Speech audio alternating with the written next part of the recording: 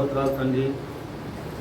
మీ ఘనమైన నామాలకు వందనాలు. స్తోత్రాలు తండ్రి. ప్రభువా, పగటి కాలం అంతా కాపాడి మీ యొక్క ప్రభు సన్నిధిలో మమ్మల్ని అందరినైనా మమ్మల్ని అందరినీ ప్రభు సన్నిధిలో మమ్మల్ని చేసిన విధానం బట్టి నీకు వందనాలు. స్తోత్రాలు తండ్రి. మీ ఘనమైన నామాలకు వందనాలు. స్తోత్రాలు తండ్రి. జీవగల దేవుడా, దయగల మన యేసు క్రీస్తు ప్రభువా, నీకు వందనాలు. స్తోత్రాలు తండ్రి. తాతయ్యను బట్టి, ఆయన భార్యను బట్టి, ఆయన కుమార్తెను బట్టి నీకు వందనాలు. స్తోత్రాలు తండ్రి. ఆయనకున్న ప్రతి బలహీన దూరపరుచునైనా ఆయన తీసుకునే ప్రతి మందును దీవించి ఆశ్రయించి నీ కృపలను జ్ఞాపకం చేసుకో. ఆయన తల్లిదండ్రులను దీవించు, తమ్ముని కుటుంబాన్ని, రెండో తమ్ముని కుటుంబాన్ని కూడా దీవించి ఆశ్రయించు.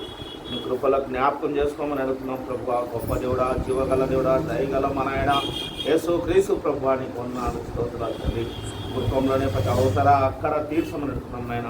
ప్రతి సమస్య నుంచి దూరపరచమని అడుగుతున్నాం తండ్రి. సహాయం దయచి ఇప్పుడు నాయన తండ్రి, నీ కుడికలనైనా ఈ కుడికలను ఇచ్చిన సహాయాన్ని బట్టి నీకు వందనాలు. స్తోత్రాలు తండ్రి. అయ్యా, పాటల ద్వారా నీ యొక్క వాక్యముల ద్వారా నీ దాసులు నీ పక్షంలో నిలబెట్టండి ప్రభువా. అనేకమైన నాయన నీ మర్మాలు తెలుపుటకు సహాయం దయచేయమని అడుగుతున్నాం ప్రభువా. ఇనే మనుషులు మాకు దయచేయమని తండ్రి. ఎందరో శబ్దం ద్వారా ఎందరైతే వింటారో నీ బిడ్డలను కార్య కలిగించి నడిపించమని అడుగుతున్నాం తండ్రి. ఈ గుడికల ఆది అంత మధ్యక్షమై పొందమని మా ప్రభు, మా రక్షకుడైన యేసు క్రీస్తు ప్రభు నామమునే ప్రార్థించి ప్రారంభం చేస్తున్నాం బ్రహ్మ తండ్రి. చిన్నమంద గీతావళి నుండి 141వ కీర్తన పాడుతుంది. ప్రియా యేసు నిర్మించితివి, ప్రియమా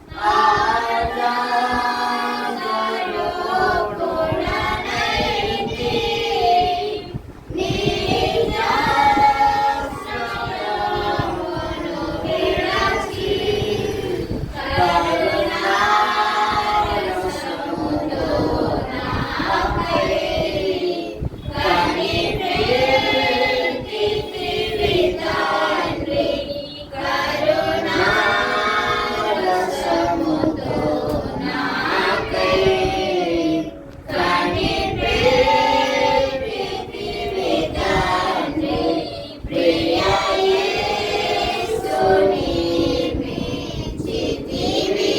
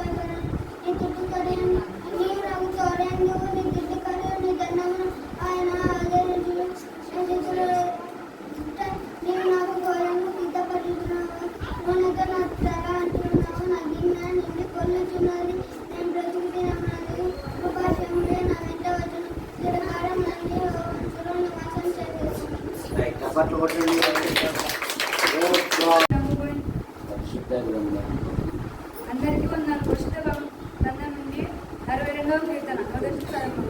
నా ప్రాణము దేవుడిని నమ్ముకొని మౌనంగా ఉన్నది. ఆయన వలన నాకు రక్షణ కలుగును. ఆయనే నా ఆశ్రయదుర్గము. ఆయనే నా రక్షణకర్త. ఎత్తైన కోట ఆయనే. నేను అంతగా అతికింపబడును. ప్రియులారా, ప్రభువైన యేసుక్రీస్తు నామములో మీకు వందనములు. దేవుని మహాకృపను బట్టి గత వారమంతా దేవుడు తన రెక్కల కింద ఉంచుకొని నూతన వారాన్ని బహుమానంగా ఇచ్చి ఈ ప్రభుదినమందు సాయంత్రమున ఈటే తాతయ్య గృహములో ఈ విధముగా దేవుని స్తుతించుటకు మనకిచ్చిన ధన్యతను బట్టి మనం ఎంతగానో ప్రభును స్తుతించాలి. ఈ 62వ కీర్తన 6వ వచనములో ఆయన నా ఆశ్రయ దుర్గము, నా రక్షణాధారము, నేను కదిలింపబడను. విశ్వాసి జీవితములో ఆ గన్ను పక్కన పెట్టండి. విశ్వాసి జీవితములో శరీర మానసిక ఎన్నో బలహీనతలు వస్తాయి. ఆ బలహీనతలలో విశ్వాసి దేవుని స్తుతించాలి, దేవుని ఘనపరచాలి, దేవుని మహిమపరచాలి. ఏమంటున్నాడు? ఆయన నా ఆశ్రయ దుర్గము, నా రక్షణాధారము, నేను కదిలింపబడను. యోబు జీవితములో దేవుని బట్టి ఎన్నో సమస్యలు ఎదుర్కొన్నాడు, కోల్పోయాడు. ఆరోగ్యం కూడా సరిగా లేదు. చేసుకున్న భార్య ఒక సలహా ఇస్తూ ఉన్నది, దేవుని దూషించి మరణము కమ్ము. యోబు అంటున్నాడు, మనము దేవుని వలన మేలే కాదు కీడు కూడా అనుభవించాలి. యెహోవా ఇచ్చెను, యెహోవాయే తీసుకొనెను. యెహోవా నామమునకు స్తోత్రము కలుగును గాక. ఎప్పుడైతే యోబు దేవుని స్తుతించాడో నోటి మాటతో కూడా దేవుణ్ణి ఒక్క మాట కూడా అనలేదు. ఫలితముగా యోబునకు మొదట ఆశీర్వదించిన దానికంటే 2 ఇంతలు అధికం ఇచ్చాడు. యోబు తన కుటుంబంలోని సంతానమును 4 తరాలుగా చూసే భాగ్యం దేవుడు ఇచ్చాడు. ఎన్ని తరాలుగా? 4 తరాలుగా. నేటి లోకములో పిల్లలు పుట్టి ఆ పిల్లలకు పెళ్ళై వారి పిల్లలను చూడలేక ఎందరో ఈ లోకాన్ని విడిచిపోతూ ఉన్నారు. కానీ యోబు అయితే 4 తరాలుగా. కారణం ఏమంటే యోబు జీవితములో నేను కదిలింపబడను 46వ కీర్తన 3వ వచనములో నది సముద్రములో 46వ కీర్తన 3వ వచనం వాటి జలములు పోషించుచు నురుగు కట్టినను ఆ పొంగునకు పర్వతములు కదిలనను మనము భయపడము.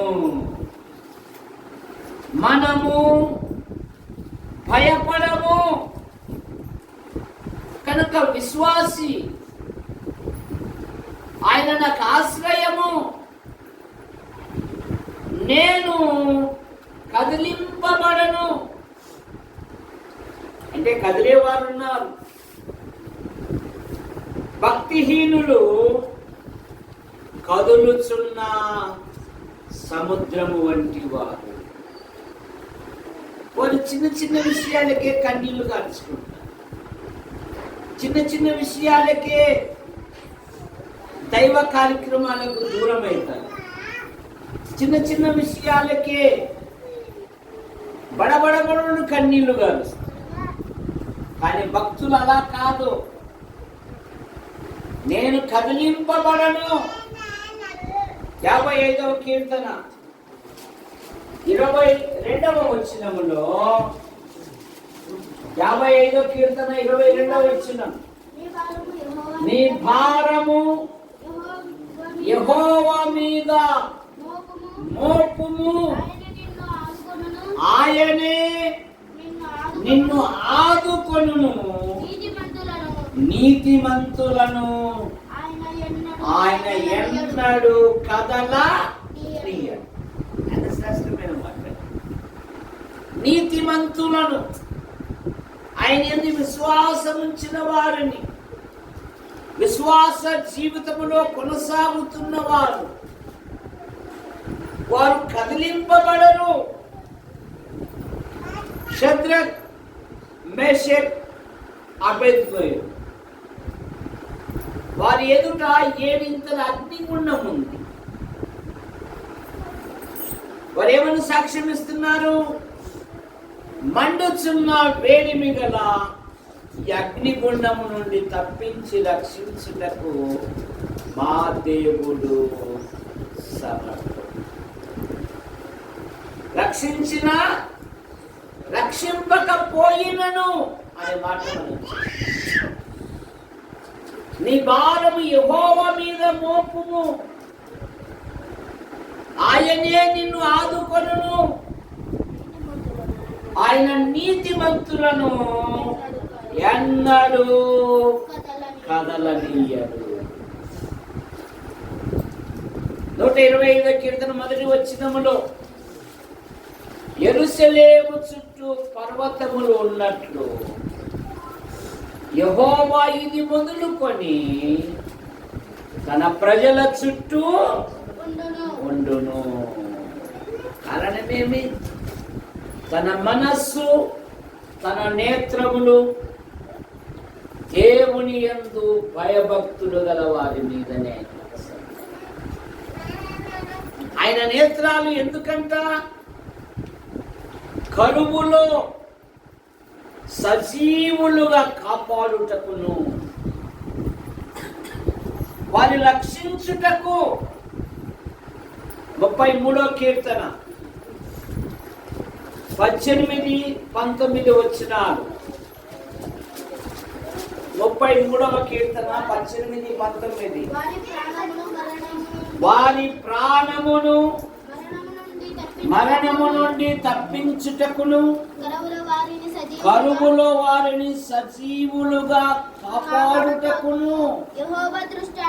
యెహోవా దృష్టి ఆయన యందు భయభక్తులు గల వారి మీదను ఆయన కృప కొరకు కనిపెట్టు వారి మీద నిలుచుచున్నది. ఎందుకు నిలుచుచున్నదంట? దేవుని కనుదృష్టి కరువులో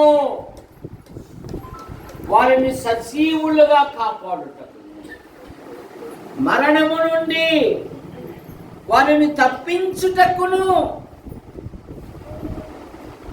యెహోవా కనుదృష్టి తన కృప కొరకు కనిపెట్టు వారి మీదను తన యందు భయభక్తులు గల వారి మీదను ఆయన కనుదృష్టి వారి మీదనే ఉన్నది. తన ఎడల యథార్థవంతులను బలపరుచుటకై దేవుని నేత్రము లోకమంతటా సంచారము చేయుచున్నదని మాట. రెండవ మాట 5వ కీర్తన 11వ వచనం. కీర్తనలు 5:11. నిన్ను ఆశ్రయించు వారినందరినీ సంతోషించెదరు. నీవే వారిని కాపాడుదువు కనుక వారు నిత్యము ఆనందధ్వని చేయుదురు. నిన్ను ఆశ్రయించు వారందరినీ నీవే కాపాడుదువు. మన దేవుడు కాపాడు దేవుడై ఉన్నాడు. ఇశ్రాయేలు కాపాడువాడు, కునకడు, నిద్రపోడు. యాకోబు అంటున్నాడు ఆదికాండం 28వ అధ్యాయము 15వ వచనములో, ఇదిగో నేను నీకు తోడై ఉండి నీవు వెళ్ళు ప్రతి స్థలమందు నిన్ను కాపాడుచు ఈ దేశమునకు నిన్ను మరలా రప్పించెదను. నేను నీతో చెప్పినది నెరవేరు వరకు నిన్ను విడువనని ఎంత శ్రేష్టమైన మాట. యాకోబు భయముతో అన్నను మోసగించాడు, అంత తండ్రిని మోసగించాడు. ఇప్పుడు శత్రువుల మధ్య ఉన్నాడు.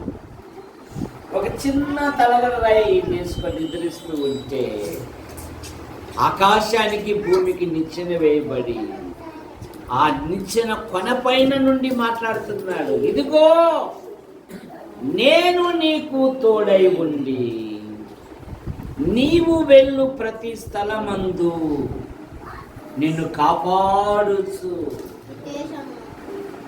నిన్ను కాపాడు దేవుడు. ఈ సంవత్సరములో 8 నెలలు కాపాడి 9వ నెల బహుమానంగా ఇచ్చి ఈ ప్రభు దినమున 21 ఈ దినమున ఈ విధంగా దేవుని స్తుతిస్తున్నామంటే మన గొప్పతనము కాదు, దేవుని కృపయే. కనుక ప్రభును స్తుతించాలి, ప్రభును కనపరచాలి, ప్రభును మహిమపరచాలి.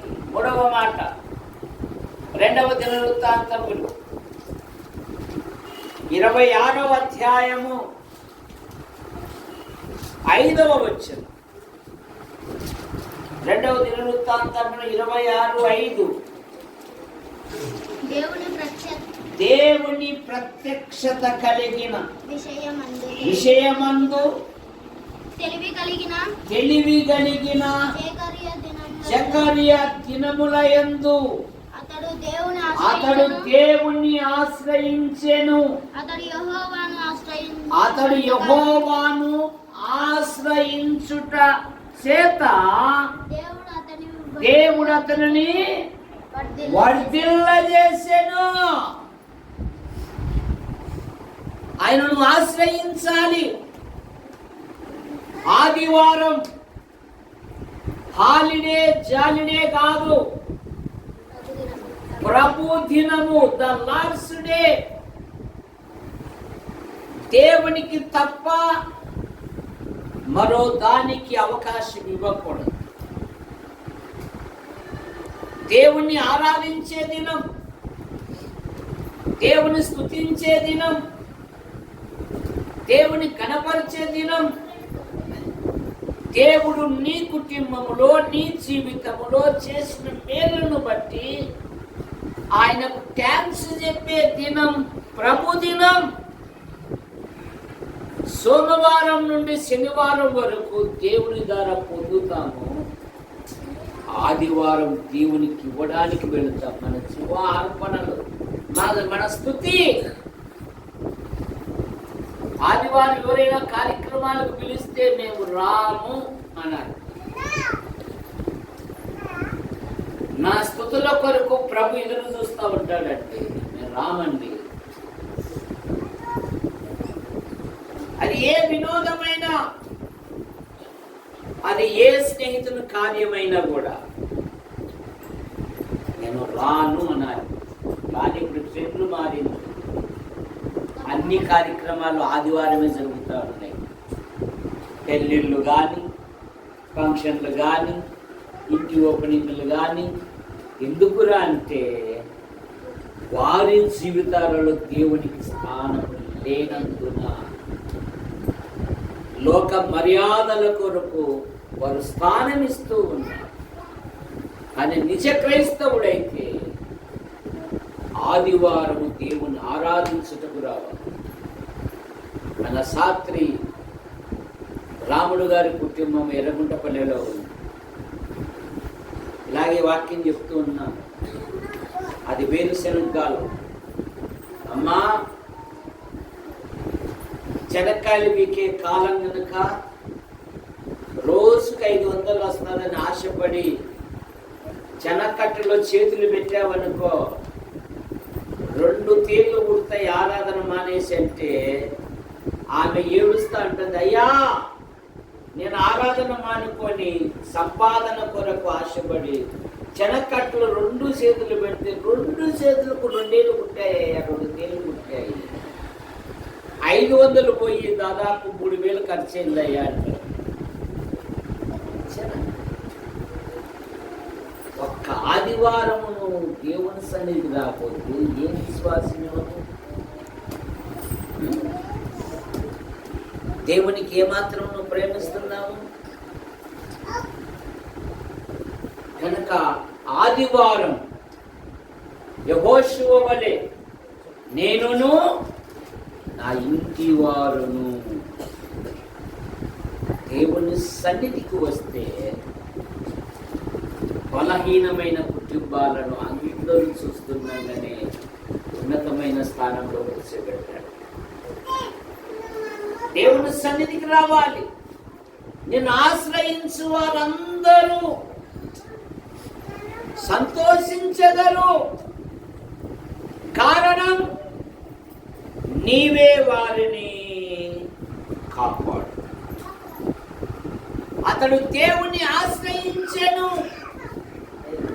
అతడు దేవుని ఆశ్రయించినంత కాలము దేవుడు అతన్ని వర్ధిల్ల చేసెను. కనుక కుటుంబములో ఉదయకాల ప్రార్థన ఉండాలి, రాత్రికాల ప్రార్థన. పొయ్యి వెలిగించేటప్పుడు కుటుంబం అనే నా కుటుంబాన్ని వెలిగించు ప్రభు అని పొయ్యి వెలిగించాలి, ప్రార్థన చెయ్యాలి, దేవుని సన్నిధికి రావాలి. దేవుని సన్నిధిలో దీవెనలు దొరుకుతాయి, ఆశీర్వాదాలు దొరుకుతాయి. 2 సమూయేలు గ్రంథం 5వ అధ్యాయము 10వ వచనములో దావీదు అంతకంతకు ప్రబలెను, వర్ధిల్లెను, సైన్యములకు అధిపతి యెహోవా అతనికి వర్ధిల్లాలంటే దేవుని తోడు ఉండాలి. దేవుని తోడు ఉండాలంటే ఉదయకాల ప్రార్థన ఉండాలి, రాత్రికాల ప్రార్థన ఉండాలి. కుటుంబములో పిల్లలను దేవుని సన్నిధికి నడిపించుకోవాలి, ముఖ్యంగా వయసులో ఉన్న పిల్లలను. ఎందుకంటే దుష్ట సహవాసము మంచి నడవడిని చెడగొడు. చెడ్డ సహవాసము పిల్లలను చెడు క్రియలుగా చేస్తుంది. ఒక ఆమె పేరు హతల్య. ఆమె తన పిల్లలకి ఏం నేర్పిందంటే దుర్మార్గముగా ప్రవర్తించినట్లుగా అతని తల్లి అతనికి నేర్పుతూ వచ్చిందంట. ఏం నేర్పిందంట? దుర్మార్గత. అని సమూయేలు తల్లి దేవుని యందు భయభక్తులు నేర్పింది. పాలు మానిపిన వానికి ఎంత వయసు ఉంటుంది? పాలు మానిపిన వానికి ఎంత వయసు ఉంటుంది? వీళ్ళతో చదివలే కదా. ఎంత వయసు ఉంటుంది? 10 ఉంటుందా 15 ఉంటాయా? 2 years కదా. నేను చెప్తాను నరసింహ భార్య అని సంఘంలో ప్రార్థన చేస్తాను, ఒక్కసారి కూడా ఖాళీ పెట్టాను. 2 years చదివేవాడు దేవుని సన్నిధికి వస్తానే ఏం చేశాడు? దేవునికి మొక్కాడు. ఎవరు నేర్పించారు ఇది? ఎవరు నేర్పించినారు? అందుకే లోక సామెత ఏముంది? తల్లి ఎట్లాడుతో బిడ్డ కూడా అట్లాడలేదు. జాగ్రత్త. తల్లి ఎట్లాడుతో ఇంకా మన పిల్లలను మనం కాపాడుకోవాలంటే దేవుని సన్నిధిని ఎప్పుడైతే దేవుని సన్నిధికి తీసుకొని వస్తామో దేవుడే వారిని హెచ్చిస్తాడు, దేవుడే వారిని ఆశీర్వదిస్తాడు, దేవుడే వారి జీవితాలలో గొప్ప కార్యాలు జరిగిస్తాడు. 4వ మాట 2వ దినవృత్తాంతములు 14వ అధ్యాయం 7వ వచనం. మన దేవుడైన యెహోవాను మనము ఆశ్రయించితిమి, ఆయన మన చుట్టూ నెమ్మది కలగజేసాను. ఏం కలగజేస్తాడంట? ఆయనను ఆశ్రయించుట వలన నెమ్మది కలగజేసే దేవుడు. ఆ మధ్య వానికి 9 మంది భార్యలంట. ఏం పోయే కాలం వచ్చిందో 9 మంది రాజీనామా చేసి ఇంట్లోకి వెళ్ళిపోయారు. ఇక వీడు మనశ్శాంతి లేక ఆత్మహత్య చేసుకుని పొడుచుకుని వచ్చాడు. ఈరోజు కూడా ఒక మేనేజర్ ఆత్మహత్య చేసుకున్నాడు. పైగా ఆయన ముందే వీడియో వాయిస్ మెసేజ్ పెట్టాడు. ఏమని? నా చావునకు నా భార్య కానీ నా పిల్లలు కానీ ఎవ్వరూ కారకులు కాదు. నేను సమస్యలతో పుట్టి మిట్టాడుతున్నాను. నా అంతరాత్మే నువ్వు చావు చావు చావు అంటున్నది కనుక నేనంతకు నేనే చనిపోతున్నానని వాయిస్ రికార్డు కూడా పెట్టేశాడు. కారణమేమి? నెమ్మది లేక, కుటుంబంలో ఏం లేక, భార్య భర్తకు నెమ్మది, పిల్లలకు తల్లిదండ్రులకు నెమ్మది, ఇరుగు పొరుగు వారికి నెమ్మది, నెమ్మది లేక. కానీ యేసుక్రీస్తును ఆశ్రయిస్తే ఫిలిప్పీ పత్రిక 4వ అధ్యాయం 7వ వచనములో సమస్త జ్ఞానమునకు మించిన దేవుని సమాధానం మీ హృదయములకును మీ తలంపులకును కావలి ఉండును. దేవుని సమాధానం, దేవుని నెమ్మది.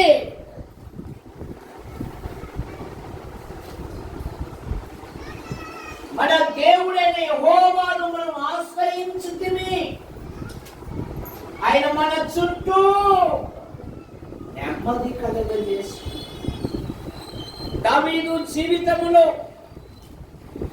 2 సమూయేలు గ్రంథం 7వ అధ్యాయము 11వ వచనము. నీ శత్రువుల వారిని కష్టపెట్టగలుగుతున్నట్లుగా చేసి నీ శత్రువుల వారిని మీకు జయమిచ్చి కష్టపెట్టక నీకు జయమిచ్చి నీకు నెమ్మది కలుగు చేసి ఉన్నాను. నీకు నెమ్మది కలగజేసి ఉన్నాను. శత్రువుల మీద జయమిచ్చే దేవుడు. ప్రార్థన చేయాలి. క్రైస్తవ తల్లిదండ్రులు పిల్లల కొరకు ఎప్పుడైతే ప్రార్థన చేస్తారో ప్రార్థించే పిల్లలను ఆయన ఆశ్చర్యకరంగా ఆశీర్వదించు దేవుడు. 5వ మాట, నిన్ను ఆశ్రయించు వారిని ఆయన విడుచు దేవుడు కాదు. 9వ కీర్తన 10వ వచనం. 9వ కీర్తన 10వ వచనం. 9:10. ప్రభువా యెహోవా నిన్ను ఆశ్రయించు వారిని నువ్వు విడిచిపెట్టు వాడవు కావు. నీవు విడిచిపెట్టు వాడవు. నిన్ను ఆశ్రయించు వారిని నీవు విడిచిపెట్టు దేవుడవు కావు. చాలా మంది ఈ విధంగా అనుకుంటున్నారంట, ప్రభు నన్ను మర్చిపోయాడు, దేవుడు నన్ను తలంచుకోలేదు అనుకుంటున్నారంట. కానీ దేవుని మాట ఏంటంటే, స్త్రీ తన గర్భమున పుట్టిన బిడ్డను కరుణింపకుండా తన చంటి పిల్లను మరచునా? వారైనా మరచుదురు గాని నేను నిన్ను మరువజాలను, నేను నిన్ను మరువను. అంత గొప్ప దేవుడు అండి. దేవుడు అంత ఉన్నోళ్ళకే దేవుడమ్మా. మమ్మల్ని ఏం పట్టించుకోవడంలే, మమ్మల్ని ఏమనుకోవడంలే. అట్లా అనుకుంటే భూమి మీద నీ నూకలు ఎప్పుడో చెల్లిపోయి. ఈరోజు సజీవంగా ఉన్నాము అంటే దేవుని మహాకృప. చాలా మంది నిన్ను ఆశ్రయించు వారినందరినీ నువ్వు విడిచిపెట్టు దేవుడవు కావు. ఎబ్రీ పత్రిక 13:5 ప్రభు నాకు సహాయుడు, నేను భయపడను. ఆయన అన్నాడు కదా, నిన్నేమాత్రమును విడువను, నిన్నెన్నడను ఎడబాయనని ఆయనే చెప్పాను కదా. కాబట్టి ప్రభు నాకు సహాయుడు, నేను భయపడను. 6వ మాట, ఆయన విజయమిచ్చు దేవుడు. 2వ దినవృత్తాంతములు 13వ అధ్యాయము 14వ వచనములో, 2వ దినవృత్తాంతములు 13-14. యూదా వారు తిరిగి చూచి యోధులు తమకు ముందును వెనకను ఉన్నట్టు తెలుసుకొని యెహోవాకు ప్రార్థన చేసిరి. యాజకులను బూరలు ఊదిరి. అప్పుడు యూదా వారు ఆర్భటించిరి. ఇశ్రాయేలు వారందరూ అబియాము ఎదుటను బియా ఎదుటను యూదా వారి ఎదుటను నిలవలేకున్నట్లు దేవుడు వారిని మొత్తినందున ఇశ్రాయేలు వారు యూదా వారి ఎదురు నుండి పారిపోయిరి. దేవుడు వారిని జయం, దేవుడు వారికి జయమిచ్చాను. ఈ ప్రకారం ఇశ్రాయేలు వారు ఆ కాలం తగ్గింపడు కానీ యూదా వారు తమ పితరుల దేవుడిని యెహోవాను ఆశ్రయించిన హేతువు చేత జయమందిరి. దేవుని ఆశ్రయించిన హేతువు చేత వారు జయము పొందిరి. కనుక క్రైస్తవ కుటుంబములో మేము చిన్నప్పుడు మావన్నీ తాటాకుల గృహాలు. కరెంటు అనేది మాకు తెలియదు. డీజిల్లో ఎప్పుడో లైట్ పడేది ఎర్రబలు. కానీ మా తల్లిదండ్రులు అన్నం వండుతానే రే భోజనం రెడీ అయింది ప్రార్థన చేసుకున్నాం రా అనేవాళ్ళు. అప్పుడు సీసా బుడ్డి లాటిన్ కూడా కొనేకి లేదు. ఆ సీసా బుడ్డికి ఒత్తి తీయాల ప్రతిరోజు. నేను ఒళ్ళు బరువైన వాడిని. ఒత్తి తీయకుండానే బుడ్డి వెలిగించేవాడిని. కాంతి వచ్చేది కాదు.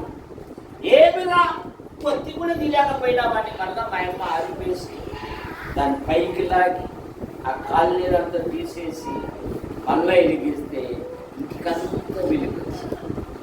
కానీ అన్ని దినాలలో ప్రార్థన లేని భోజనం చేసేవాళ్ళు. ఇప్పుడు అన్ని సదుపాయాలు ఉన్నాయి కానీ అసలైంది లేదు. ప్రార్థన లేదు, వాక్య ధ్యానం లేదు. దేవుని మందిరానికి ఒక్కసారి కూడా కదా వచ్చినది లేదు. దేవుని సంఘానికి రావాలి, దేవుని మందిరానికి రావాలి.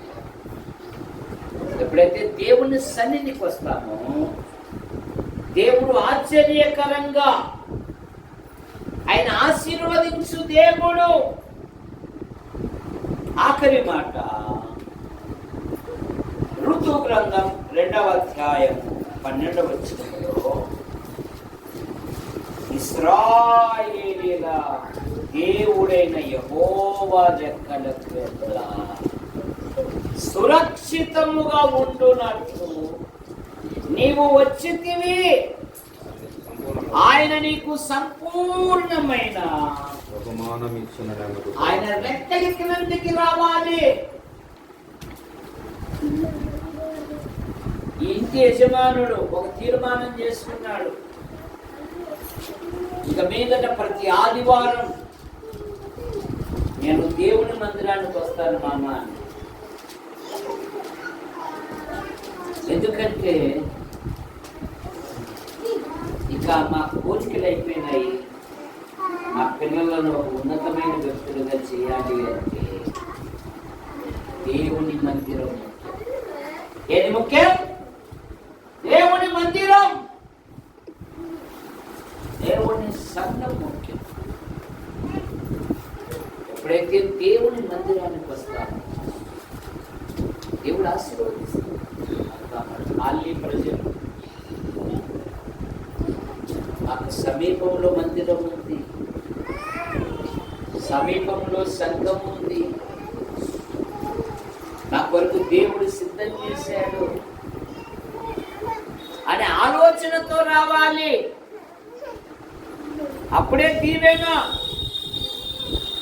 మానవుడు పాపములో పుట్టి పాపములో పెరిగి పాపములో క్షీణిస్తూ పాప పరిహారము కొరకై అనాది నుండి అనేకమైన ప్రయత్నములు చేయొచ్చు.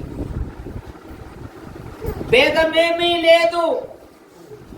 అందరూ పాపము చేసి దేవుడు అనుగ్రహించు మహిమను పొందలేకపోతున్నారు.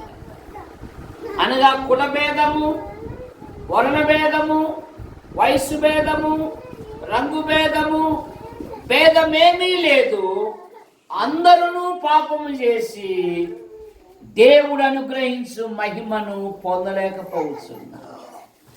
పాపానికి వచ్చు జీతము మరణము. వాక్యులను ఇట్టి మరణమునకు లోనకు శరీరము నుండి నన్ను ఎవడు విడిపించును? మానవుల పాపముల నుండి, మానవుల దోషముల నుండి, మానవుల అపరాధముల నుండి భూమి మీద ఎవరు విడిపించలేరు. 1 తిమోతి పత్రిక 1వ అధ్యాయము 15వ వచనములో పాపులను రక్షించుటకు క్రీస్తు యేసు ఈ లోకమునకు వచ్చెను. ఆయన పవిత్రంగా జన్మించాడు, పవిత్రంగా జీవించాడు, ప్రజలకు మేలు చేశాడు. ఆయన అందులకు చూపునిచ్చాడు, అంగహీనులను బాగు చేశాడు, ఆహారం లేని వారికి ఆహారం ఇచ్చాడు. కాలము సంపూర్ణమైనప్పుడు ఆయన శిలువలో బలియాగమై తన రక్తాన్ని చిందించాడు. కారణం, రక్తము చిందింపకుండా పాపములకు క్షమాపణ లేదు గనక మానవుడు పాప నివారణ కొరకై జంతువులను పక్షులను బలిగా అర్పించుతున్నారు. జంతువుల యొక్క రక్తము, పక్షుల యొక్క రక్తము పాపములను తీసివేయట అసాధ్యము గనక లోక పాపం మోసుకొని పోపు దేవుని గొర్రెపిల్లగా మన పాపముల కొరకు, మన దోషముల కొరకు, మన అపరాధముల కొరకు ఆయన శిలువలో బలియాగమయ్యాడు. యేసు రక్తము ప్రతి పాపము నుండి మనల్ని పవిత్రులుగా చేయును.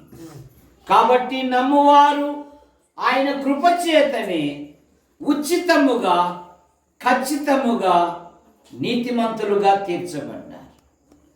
ఇప్పుడు క్రీస్తునందున్న వానికి ఏ శిక్షా విధి లేదు. ప్రభు అయిన యేసుక్రీస్తు వారు అన్నారు యోహాను సువార్త 5:24లో, నా మాట విని నన్ను పంపిన వాని యందు విశ్వాసముంచు ప్రతివాడు నిత్య జీవము గలవాడు, వాడు మరణంలో నుండి తీర్పులోనికి రాక జీవములోనికి దాటి ఉన్నాడు. ఎవరి వలన మనం రక్షణ పొందలేము గాని ఈ నామం వలనే మనం రక్షణ పొందవలను. ఆయన నామమందు విశ్వాసముంచు వాడెవడో ఆయన నామ మూలముగా వానికి పాపక్షమాపణ అనుగ్రహింపబడును.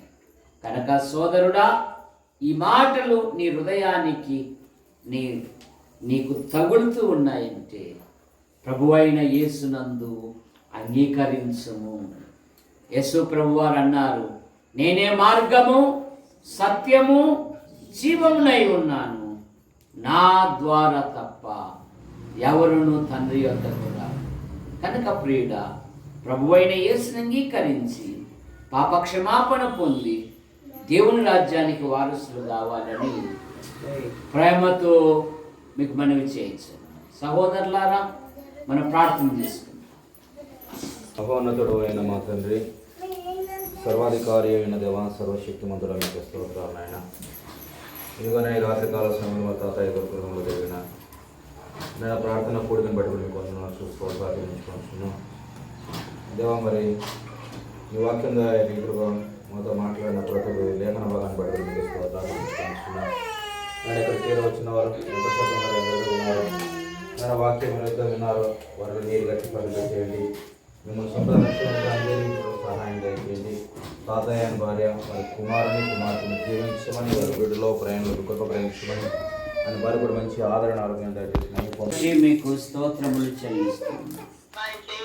ఈటే తాతయ్య ఆయన భార్య పిల్లలు, జాకోబ్ ఆయన భార్య పిల్లలు, నరసింహ ఆయన భార్య పిల్లలు, అలాగే తల్లిదండ్రులు బట్టి మీకు స్తోత్రములు.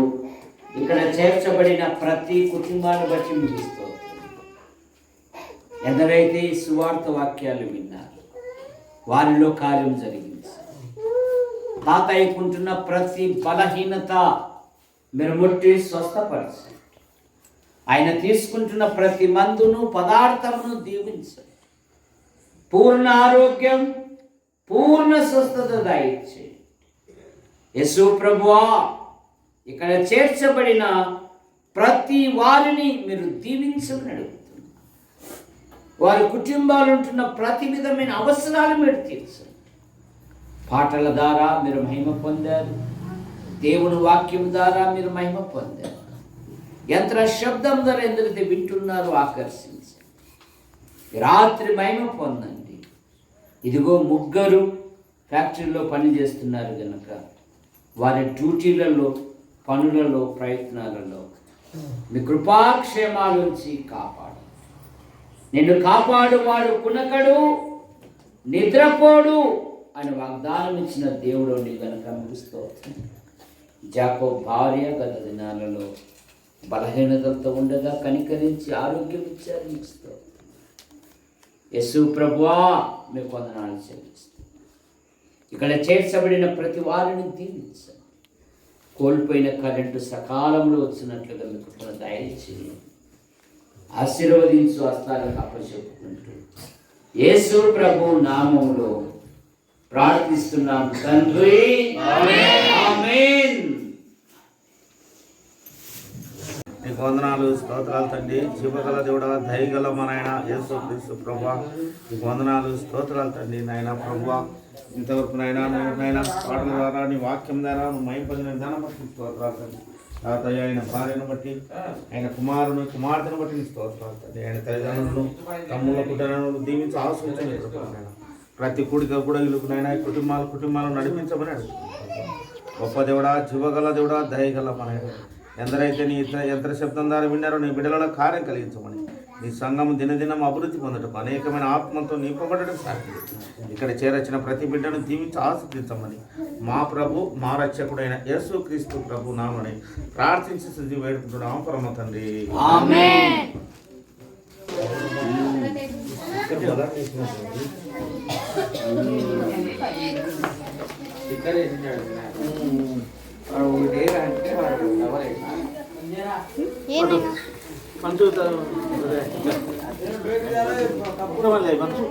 కపూర్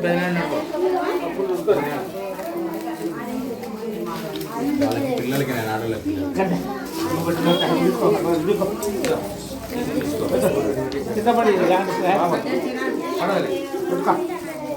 కూర్చో పెట్టేది.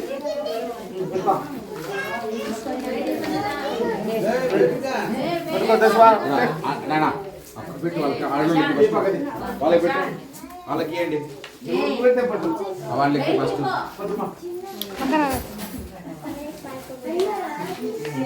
ఇద్దన్నా ఇద్దన్నా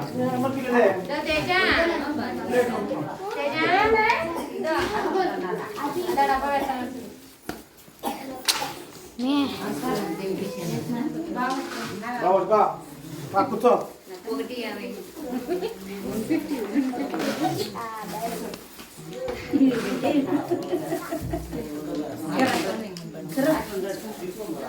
నాకు తెలుగులో రావుతా, తెలుగులో రావు నాకు రావు. 20 వరకు రా కై పెట్టిన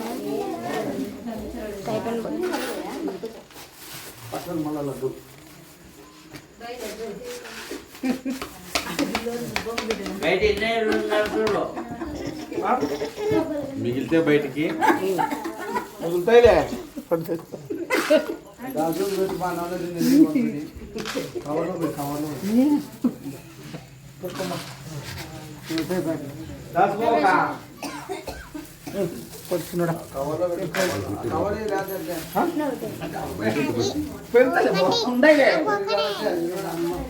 గట్టి పట్టుకో.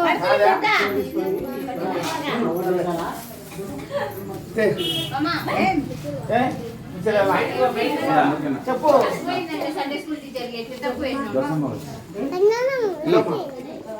నువ్వు తిను, నేను ఇచ్చలే. అన్ని పప్పులు పెట్టి ఏడన్నావు.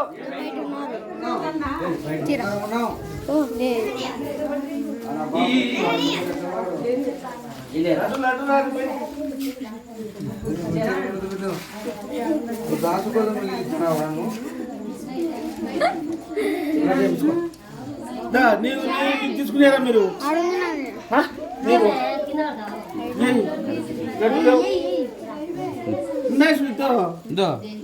వేరే ఉన్నాయి కదా, వేరే ఉన్నాయి. సర్దోట్లా